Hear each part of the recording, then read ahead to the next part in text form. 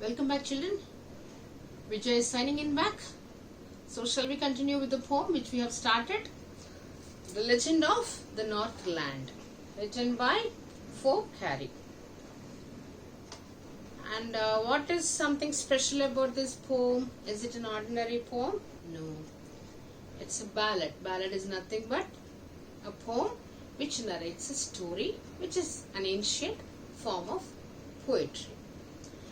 And we have already completed first 3 stanzas in which we could come to know the story is all about the people of Northland, and especially there is a old woman who is residing in a Northland, where as it is very extremely very close to the northern part of the earth, they used to have very less daytime and long nights. They just have mentioned short daytime and long nights. So though they used to have long nights, they never used to sleep those many hours. Then secondly, they just have described about the way they used to transport and commute by using the sledges which were being pulled by the reindeers as they were tightly tied. And the children used to wear funny furry clothes, and they were compared with what is that? Yes, bear cubs. It's bear cubs, young ones of bears. And also the poet says that I do not really know whether there is a place called Northland exists, but yes, there is no harm in sharing an interesting story with somebody, because which is definitely going to be loved by each one of you, like you and I. So shall we go ahead, children? So please open your earbooks and also your running notes and take turn. And how many poetic devices have we described till now? Have we come across? One is repetition, that is away and away, and another one is simile. Children were compared with the bear cubs, so like is the word which is simile. So now as the poet promised us that he is going to give us a story, let's start the story. That is from the 4th stanza. Once when the good Saint Peter, so once usually any of the ancient stories would start long ago or once upon a time, we usually start the stories. Am I right, children? Similarly, even here the story is being started the same way. Once when the good Saint Peter, they are mentioning good Saint Peter. Who is Saint Peter? What did I tell you all about, children? He was a great, one of the chief disciples, usually we call the word apostle, A-P-O-S-T-L-E. Apostle is nothing but a great disciple, one of the chief disciples. There will be 12 chief disciples for Jesus Christ. So he was one among them. He was one among those 12 followers of Jesus Christ. So of course, as Jesus Christ is godly, of course his followers are also godly. That is a word they are using. Instead of using godly, they are using the word good. Once when the good Saint Peter lived in the world below in the sense he lives his life very humbly, simple life. Because what was his main duty to do it? His duty was to only preach about the Bible, preach about the life of Jesus Christ by moving from one place to another place. That is the reason why they just said that he lived in the world below and walked about it preaching just as he did, So as I already told you that his work and his job was to only preach about the Jesus Christ and also about the Bible. So as he had no particular house or no residence and no family, he used to just move around, and wherever and whichever the place he gets to relax, he used to relax, and whoever offers him the food, he used to have his food also. Then he came to the door of a cottage. One day, what happened? He came to the door of a cottage. There was a cottage, as we have seen, where we have come across, the roof lesson, I believe.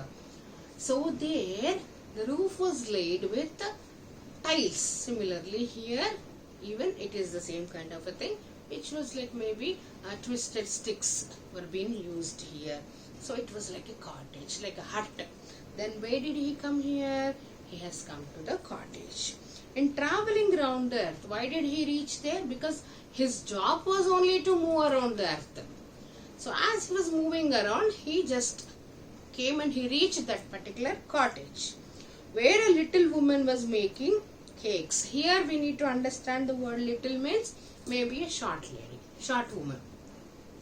So the cottage which was visited by Saint Peter was of a little woman. Little is a short woman maybe. And who was making cakes? What was she making at that particular time when Saint Peter visited her cottage? She was busy making some cakes. You all like cakes, I believe, children. As I said that this is a story of northern area, and that it is completely snowy, where everything is so chilled. So of course she was wanting something to be eaten which is hot. So that's how, what was she doing? She was making cakes and baking them on the hearth. So she was baking them on the hearth, in the sense the hearth, the word is nothing but like, it's oven. Usually they use the clay. Now it is of a very old story, children, where electric and electronic equipments were not there. So they used to make the fireplace to cook and to bake the things. They used to use the material of clay only, and that's called hearth. It's a fireplace. So she used to bake the cakes by sitting at. And being faint with fasting. So now they are describing the status of Saint Peter. As he was, since morning till evening, he was going on moving from place to place, and he did not eat anything since morning, and he was about to faint, being so weak, having no food. So the situation was so bad, situation was so worse, that he was about to faint, having no food, no intake of food since morning.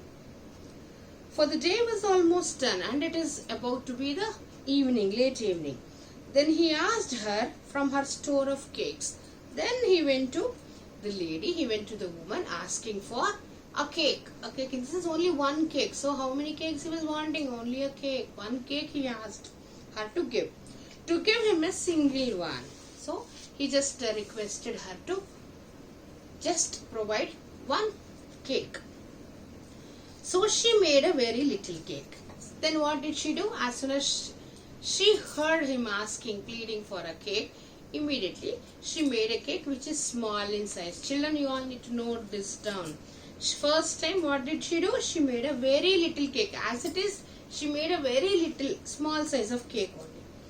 But as it baking lay, so as soon as it bakes up, no, it pops up. Like you see, you can see that when it bakes up, you see the size being increased a little. Like a bun, you all try to imagine how the bun is.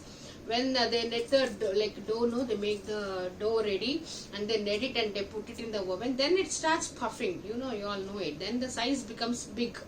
So as soon as it was baking lay, she looked at it and thought it seemed too large to give away. Then as soon as she looked at the way the cake was being puffed up, then she said, oh no, I can't give this big cake to him. It seemed to be so big to give away. Please underline this, children. She feels that when I need to give it to somebody, then it is looking to be so big. So I can't give that big cake to somebody. Then therefore she kneaded another one. Then what did she do? Kneading is nothing but making dough from the flour. Right, children? So she kneaded another one again. This seems to be so big, so I can't give this big cake to somebody who is a stranger, who is simply asking for free of cost. Why should I give this big cake to him? So let me bake another one which is smaller than the previous one. And still a smaller one. Then what did she do? Please, first time she made a little cake. Second time she made a cake which is much more smaller than the previous one. But it looked, when she turned it over, as large as the first had done. Then she realized, as soon as she was just looking at the way it was being baked, she felt, no, even this is going to be the same size of the previous one. So I'm not ready to give this big cake to him. So let me go for another one. Then she took a tiny scrap of dough. Then what did she do? She did not even knead the flour also. She did not even take the dough also. She just took small scrap pieces here and there of small, like scrap kind of a thing. When your mama, she makes a chapati dough ready and all, no? Before she does something, no, you will see some particles of here and there, flour here and there, and a little moisture flour here and there.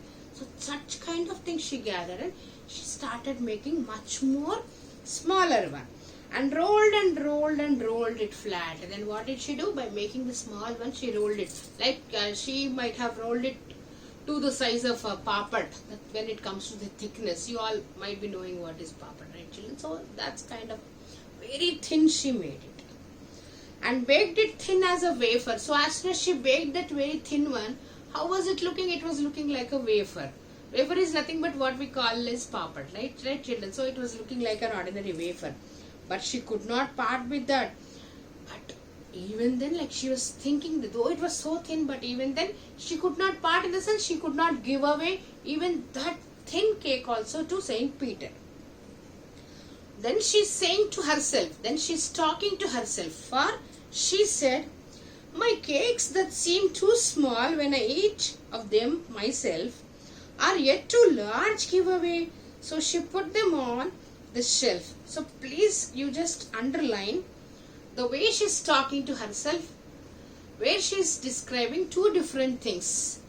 One is, she says that when I want to eat all the cakes what I made, I think and I see them being so small.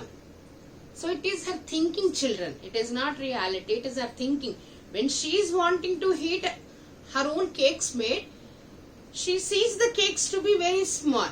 Then she says that they look yet too large to give away.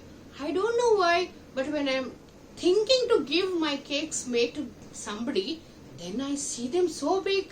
So it is her nature, it is her attitude of being so greedy and miser. She is a miser in the sense, like, she's not only very lalchi kind of a person, she's very kanjus also. You might have understood now.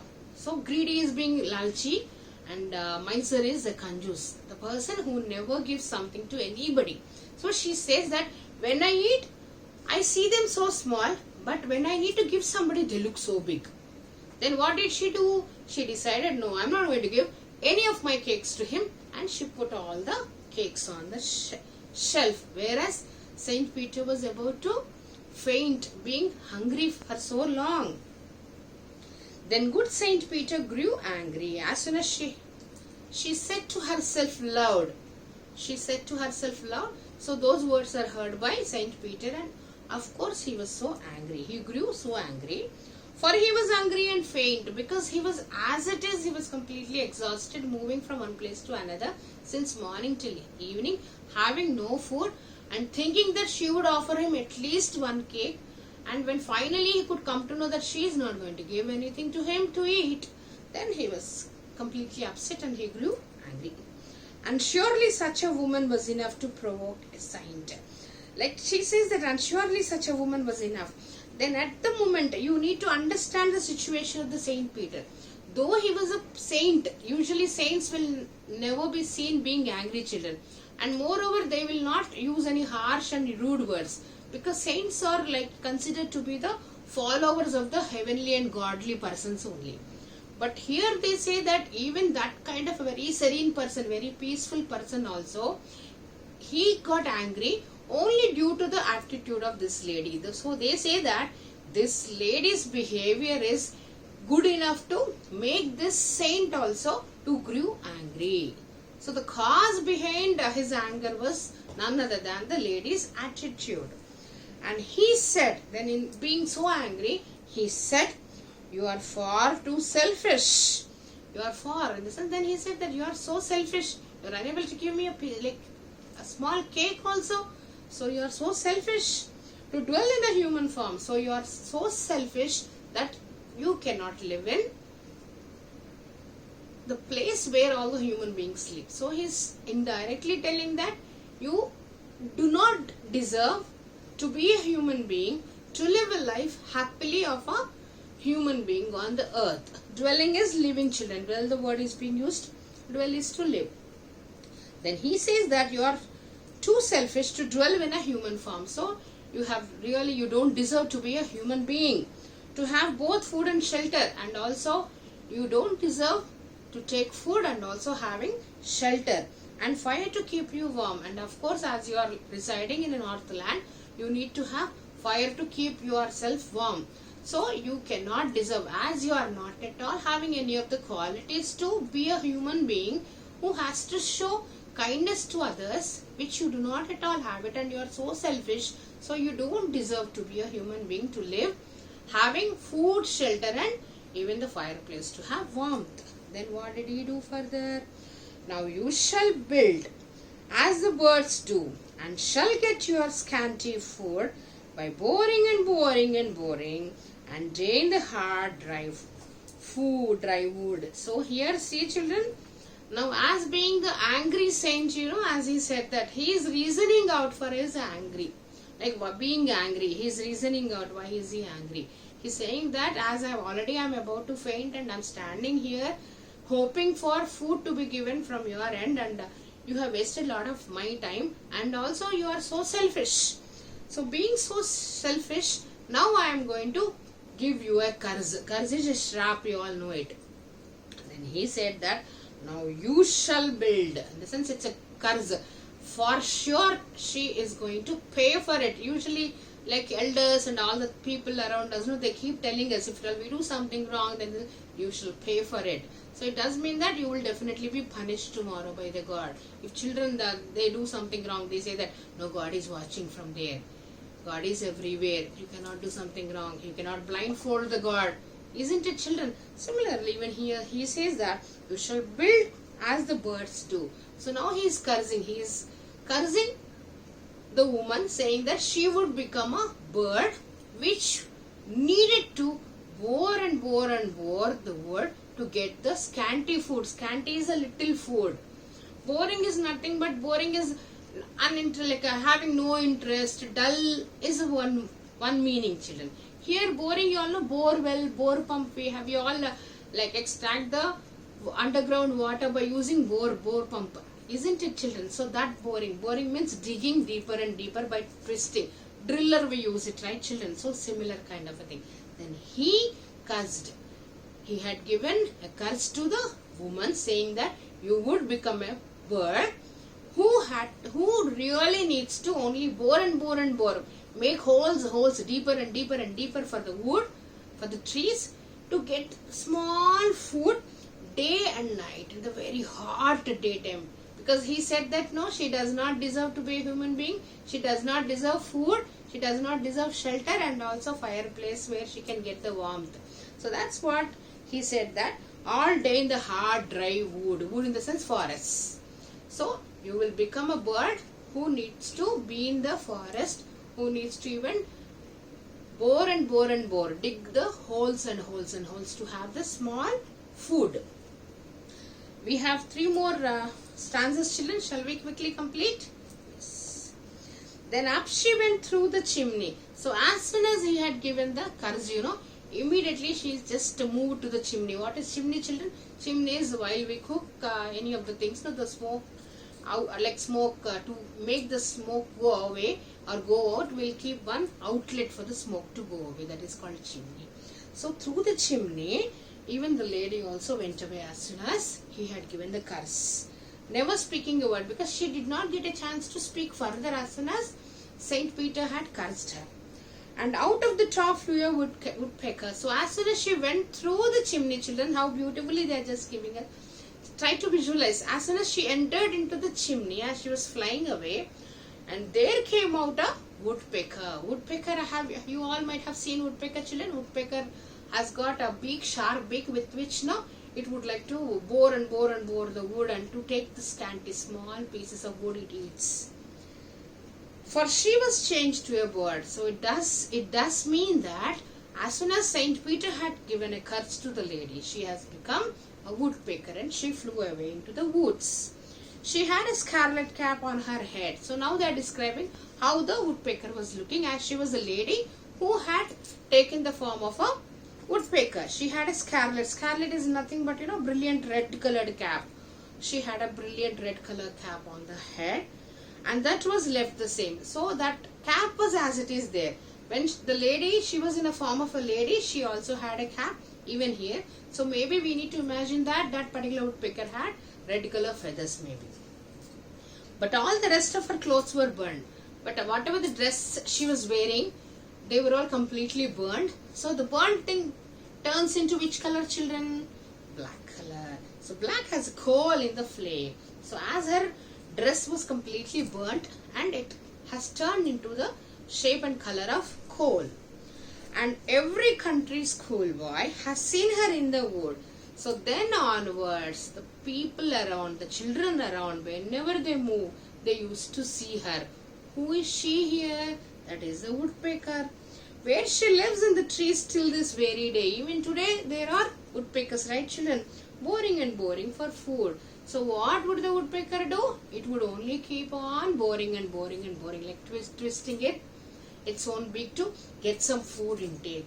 So this happened due to her wrong behavior, being so greedy, being so selfish. Isn't it children?